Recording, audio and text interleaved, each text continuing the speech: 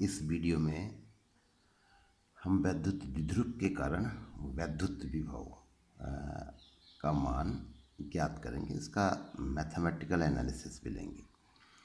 तो वैद्युत द्विध्रुव की संरचना धन Q और ऋण Q दो आवेशों से मिलकर बना एक समायोजन है जो एक दूसरे से अल्प दूरी पर रखे गए हैं। AB द्विध्रुव की अक्ष है, तो इसके अक्ष के मध्य बिंदु O से अगर हम इसको दो बराबर भागों में बांट दें तो हमको L और L दूरियां प्राप्त होती हैं। अक्षीय स्थिति में अक्ष को आगे पीछे बढ़ा दिया तो मध्य बिंदु से R दूरी पर एक बिंदु P हम लेते हैं। बिंदु P पर वैद्युत विभव का मान कितना होगा ये हमको ज्ञात करना है। तो सिंपल से स्टेप है, बिंदु P पर धन Q आवेश के कारण विभव कितना होगा ये निकाल लेंगे और ऋण Q आवेश के कारण विभव कितना होगा ये भी निकाल लेंगे। और फिर इन दोनों का बीजगणितीय योग, क्योंकि वैद्युत विभव एक अदिश राशि है तो बीजगणितीय योग प्राप्त कर लेंगे। यही द्विध्रुव के कारण परिणामी विभव का मान होगा। अब विभव का सूत्र जो हमने पहले पढ़ा है वो हमारे दिमाग में होना चाहिए। V बराबर 1/4πε0 Q/R। Q आवेश से R दूरी पर स्थित बिंदु के लिए सूत्र होता है। तो इसको हमें यहाँ पर किस तरह से हम इसको लगाएंगे उस पर भी ध्यान देना होगा। तो अगर देखें प्लस Q आवेश के कारण जो विभव होगा उसको V प्लस कह देते हैं और माइनस Q आवेश के कारण जो विभव होगा उसको V माइनस कह देते हैं। तो इस तरीके से जो परिणामी विभव V होगा V प्लस और V माइनस के बीजगणितीय योग के बराबर होगा। तो V प्लस का मान कितना होगा 1/4πε0 Q/ धन आवेश से बिंदु P की दूरी। तो जैसा कि हम इस चित्र में देख रहे हैं ये दूरी L और R के योग के बराबर होगी। ये दूरी L है और इसमें ये दूरी और जुड़ जाएगी तो L प्लस R। तो इस तरीके से V प्लस का मान हमको प्राप्त होगा। इसी तरीके से V माइनस ऋणात्मक होगा और 1/4πε0 Q/ ऋण आवेश से दूरी, और ऋण आवेश से दूरी ये दूरी है BP। तो ये दूरी हमें कैसे प्राप्त होगी अगर हम इस दूरी में से R में से L को घटा दें। तो इस तरीके से BP का मान जो होगा वो R माइनस L होगा। तो ये दो मान हमारे पास हैं AP R plus L, BP R minus L। इन मानों को रखना है V is equal to V plus V minus, ऊपर जो हमने सूत्र लिखा है इसमें रख के हल करेंगे तो ये मान हमको प्राप्त होता है V बराबर 1/4πε0 P/R²। तो ध्यान देना है हमको दूरी पर ये विभव किस प्रकार निर्भर है। तो वैद्युत द्विध्रुव से इस बिंदु P की जो दूरी है R उसके वर्ग के व्युत्क्रमानुपाती है। अब ये जो सूत्र हमको प्राप्त हुआ है इसका मैथमेटिकल एनालिसिस अगर हमको जाए देखना हो तो इस तरह से है ये।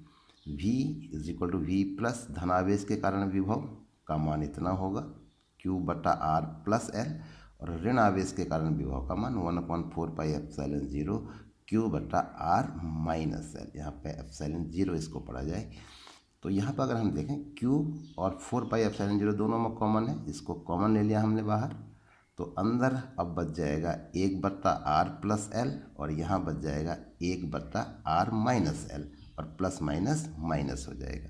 तो इसका लॉसो अगर हम लेंगे तो R plus L R minus L, R plus L से भाग देंगे तो R माइनस L बार जाएगा तो R minus L, minus R minus L से भाग देंगे तो R प्लस L बार जाएगा तो R प्लस L। अब इसको देखें अगर तो R से R जो है वो कट जाएगा, R से R कटेगा तो बचेगा L और L दोनों हैं ऋणात्मक है तो -2L।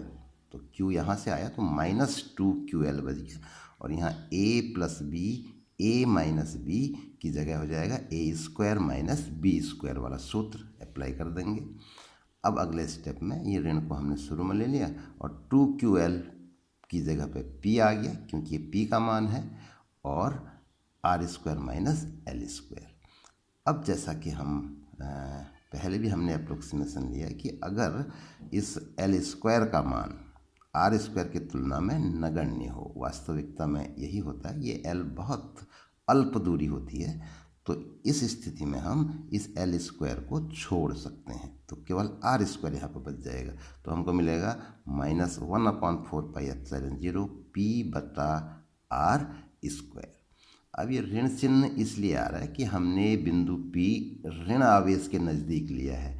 अगर हम इसको धन आवेश के नज़दीक लेते, उस ओर को लेते जिस ओर धन आवेश है, तो यही विभव का मान हमको धनात्मक प्राप्त होता। तो इस तरीके से अनुदैर्ध्य स्थिति में वैद्युत विभव के लिए ये सूत्र हमको प्राप्त हो जाता है। ऐसे ही अगर अनुप्रस्थ स्थिति में हमको विभव का मान ज्ञात करना हो तो बिल्कुल वही स्टेप होंगे, धन क्यू आवेश के कारण विभव और ऋण क्यू आवेश के कारण विभव, और फिर उन दोनों का बीजगणितीय योग। तो ये मध्य बिंदु से लंबवत दिशा में, यानी कि अनुप्रस्थ स्थिति में एक बिंदु लिया गया है, R दूरी पर मान लेते हैं इसको। तो क्योंकि बिंदु आवेशों के कारण इस बिंदु पर हमें विभव का मान निकालना है, तो दूरियों की आवश्यकता पड़ेगी। धन आवेश से दूरी ये है और ऋण आवेश से दूरी ये है। तो इसको ले लिया। अब सुविधा के लिए हम इन बिंदुओं को कुछ नाम दे देते हैं, A, B और P हमने इसको कह दिया। तो इस तरीके से अगर देखें हम, धन आवेश के कारण विभव का मान 1/4πε0 Q बटा धन आवेश से दूरी AP, तो AP हो गया। ऐसे ही ऋण आवेश के कारण विभव का मान माइनस होगा 1/4πε0 Q बटा ऋण आवेश से दूरी ये है BP, तो ये BP आ गया। तो इस तरीके से दोनों के मान हमको प्राप्त हो गए। अब इस चित्र में अगर हम देखें तो ये वाली दूरी और ये वाली दूरी, दोनों दूरियां होंगी √R² प्लस L²। इस चित्र की स्थिति के हिसाब से दोनों आपस में बराबर हैं। तो इस तरीके से AP और BP दोनों के मान आपस में बराबर प्राप्त होते हैं। ये मान अगर हम यहाँ रख देखें तो इन V प्लस और V माइनस के मान बाकी बिल्कुल सारे एक जैसे पद हैं, तो केवल AP और BP इसमें थे, ये दोनों भी आपस में बराबर हो गए। तो इस तरीके से अब धनावेश के कारण विभव और ऋण आवेश के कारण विभव आपस में बिल्कुल बराबर होंगे, लेकिन एक धनात्मक है तो दूसरा ऋणात्मक होगा। तो अब अगर हम इनका बीजगणितीय योग लें तो इसका मान हमको 0 प्राप्त होगा। इस तरीके से अनुप्रस्थ स्थिति में वैद्युत द्विध्रुव के कारण वैद्युत विभव का मान 0 होता है। अब हम बात करते हैं एक सामान्य स्थिति की, जो ना तो अनुदैर्ध्य स्थिति है और ना अनुप्रस्थ स्थिति है। यहाँ पर हमने एक बिंदु ले लिया है, तो बिंदु P मध्य बिंदु से, द्विध्रुव के मध्य बिंदु से इसकी दूरी को R कह दिया हमने। अगर मान लो हम इस बिंदु को O कहें, ये तो OP दूरी जो है वो R है।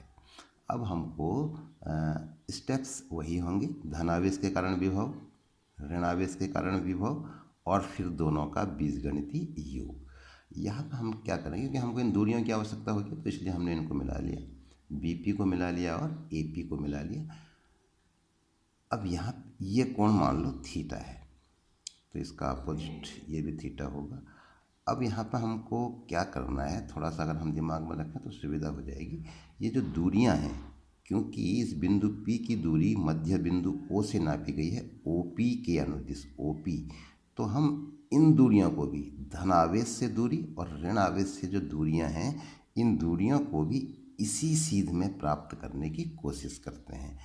तो इससे एक हमारा जो कैलकुलेशन है वो आसान हो जाएगा। तो इसके लिए क्या करते हैं, यहाँ से एक लंब डाल दिया, मान लो इसको BN कह देते हैं। यहाँ से भी एक लंब डाल दिया, मान लो इसको BM कह देते हैं।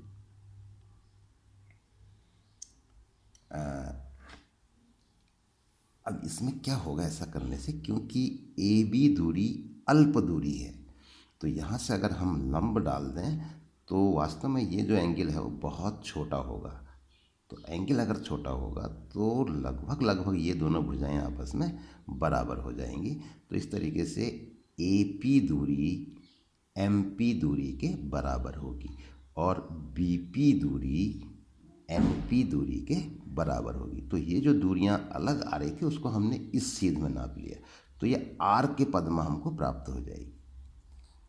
तो इस तरीके से v प्लस अगर देखें इसका मान होगा 1/4πε0 क्यू बटा धनावेश से दूरी यानी कि बी पी। ऐसे ही v माइनस ऋण आवेश के कारण विभव ऋणात्मक होगा 1/4πε0 क्यू बटा ऋण आवेश से दूरी यानी कि ए पी। तो अब वही हमको करना है, ए पी और वी पी को इस लाइन के अनुदिश ले लेना है ताकि हम इसको आर के पदों में व्यक्त कर सकें।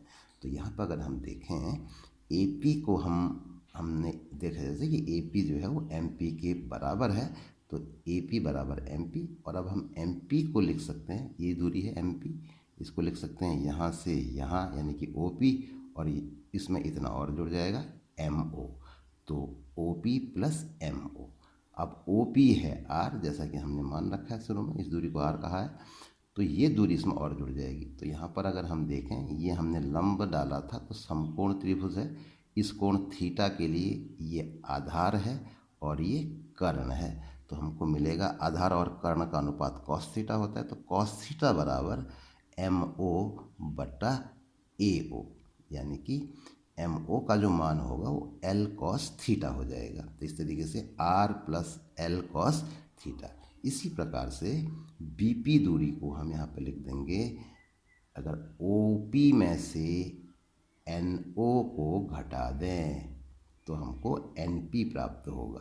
तो इस तरीके से बिल्कुल उसी तरीके से R minus L cos theta हो जाएगा। तो ये दोनों मान अब इनको हल करना है। जो बिंदु पी पर परिणामी विभव होगा दोनों विभवों के बीजगणितीय योग के बराबर होगा। तो ये मान इसमें रख देते हैं और इसको हल कर लेते हैं। तो देखेंगे हम ये फैक्टर दोनों में कॉमन है 1/4πε0 और ऊपर q, तो यहाँ बचेगा 1/बी पी और यहाँ बचेगा 1/ए पी। तो ए पी और बी पी के इन मानों को रख के इसे हल करना है। तो इस तरीके से ये सॉल्यूशन हमको मिलता है 1/4πε0 क्यू बटा R minus L cos theta, ये भी प्लस का मान है, और प्लस ये ऋण आवेश के कारण जो विभव होगा ऋणात्मक होगा 1/4πε0 क्यू बटा R plus L cos theta. तो एक जगह आर माइनस एक जगह आर प्लस। अब अगले स्टेप में 1/4πε0 और ये क्यू दोनों में कॉमन है तो इसको कॉमन ले लिया हमने बाहर। पहले वाले में से बच जाएगा R minus L cos theta, इसमें से बच जाएगा R plus L cos theta, तो इसको हमने लॉस भी ले लिया। अब माइनस वाले से भाग देंगे तो प्लस वाला बच जाएगा और प्लस वाले से भाग देंगे तो माइनस वाला बच जाएगा, प्लस माइनस माइनस हो जाएगा।